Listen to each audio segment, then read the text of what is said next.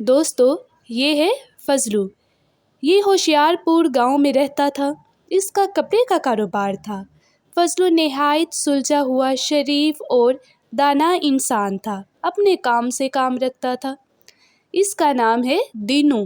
یہ بھی اسی کا ہمسایہ تھا اور اس کا جوتے کا کاروبار تھا، پر یہ تھا بڑا چالاک اور ہر کسی کے کام میں ٹانگ اٹکاتا تھا۔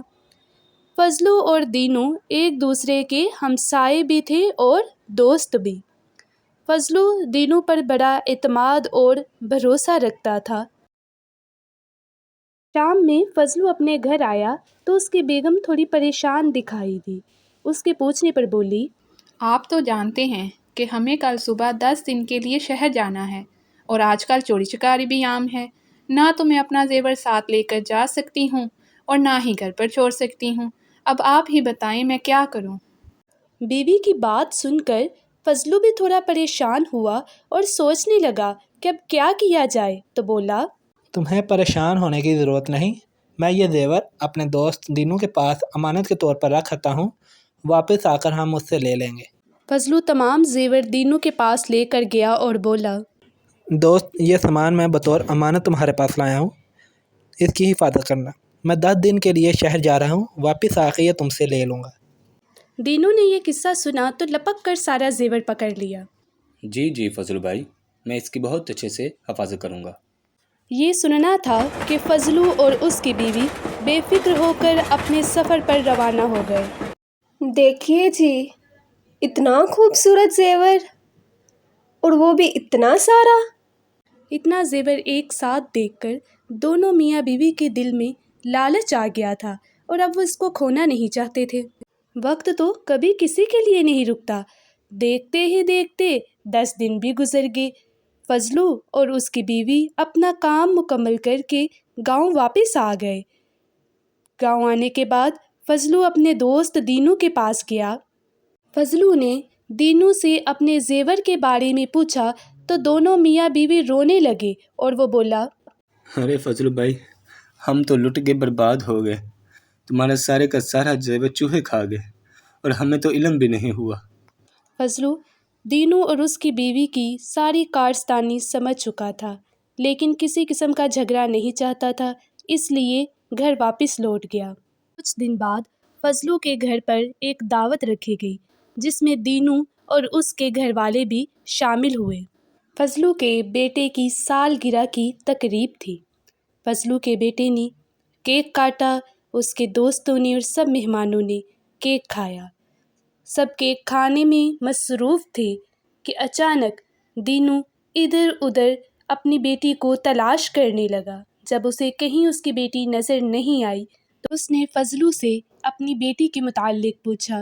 اس کی بیوی بھی اپنی بیٹی کو تلاش کرنے باہر چلی گئی۔ فضلو نے دینو اور اس کی بیوی کو پریشان دیکھا تو روتے ہوئے بولا، دینو بھائی وہ آپ کی بچی کو چیل اٹھا کے لے گئی اور میں کچھ نہ کر سکا۔ دینو اور فضلو میں جھگڑا شروع ہو گیا اور وہ سرپنچ کے پاس پہنچ گئے۔ ہاں بھائی دینو، کیا بات ہے؟ کیسے آنا ہوا؟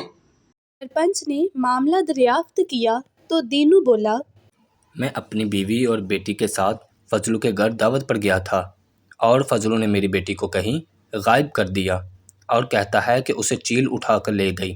اب آپ ہی بتائیں، کیا چیل بھی اٹھا سکتی ہے بلا؟ چیل والا قصہ تو سرپنچ کے سر کے اوپر سے بھی گزر گیا تو اس نے فضلو سے پوچھا، ہاں بھائی فضلو، یہ چیل والا کیا معاملہ ہے؟ سرپنچ صاحب کیوں نہیں؟ اگر چوہے سونا کھا سکتے ہیں تو چیل بچے کیوں نہیں اٹھا سکتے؟ فضلو کی یہ بات سن کر تو دینو کے ہوش اڑ گئے۔ سرپنچ صاحب ابھی تک تمام معاملے کی پہیلی سمجھنے سے قاصر تھے، اس لیے انہوں نے فضلو سے پوچھا، فضلو تم کھل کر ساری بات بیان کرو۔ سرپنچ کے پوچھنے کے بعد فضلو نے پہلے دن سے تمام قصہ حرف بہ حرف سرپنچ کے سامنے پیش کر دیا۔ سرپنچ بھی سارا معاملہ اچھے سے سمجھ چکا تھا کہ یہ سب کچھ کرنے کی نوبت کیوں آئی، تو اس نے فضلو کی بات سننے کے بعد سب جان چکے تھے کہ اصل چوہا اور چیل کون ہے۔ معاملے کو انجام تک پہنچانے کے لیے سرپنچ نے دینو سے ہاں کہا، بھائی دینو، کیا فضلو ٹھیک کہہ رہا ہے؟ جی فضلو نے ٹھیک کہا ہے، میں اپنے کیے پر بہت شرمندہ ہوں، معافی چاہتا ہوں اور وعدہ کرتا ہوں آئندہ کبھی امانت میں خیانت نہیں کروں گا۔ دینو اپنی غلطی تسلیم کر چکا تھا، اس لیے سرپنچ نے فضلو سے کہا، سارا معاملہ صاف ہے، دینو اپنی غلطی مان چکا ہے، کیا تم اسے سزا دینا چاہو گے؟ نہیں نہیں، میں اسے کوئی سزا نہیں دینا چاہتا، یہ تو میرا دوست ہے، میں تو صرف دینو کو اس کی غلطی کا احساس دلانا چاہتا ہوں۔ دینو نے فضلو کی نیک نیتی دیکھی تو اپنے کیے پر شرم سے پانی پانی ہو گیا کہ اس نے امانت میں خیانت کر کے ایک اچھے دوست کا بھروسہ بھی کھو دیا اور باقی سب کے سامنے بھی شرمسار ہوا۔ پیارے ساتھیوں، اللہ تعالیٰ کا حکم ہے کہ امانت میں کبھی خیانت نہیں کرنی چاہیے۔ آپ کو کہانی اچھی لگی ہو تو کہانی کو لائک کر دیں، چینل کو سبسکرائب کر دیں اور مجھے اپنی دعاؤں میں یاد رکھیں۔ بہت شکریہ پیارے ساتھیوں، اسی کے ساتھ ساتھ اجازت دیجیے، اللہ حافظ۔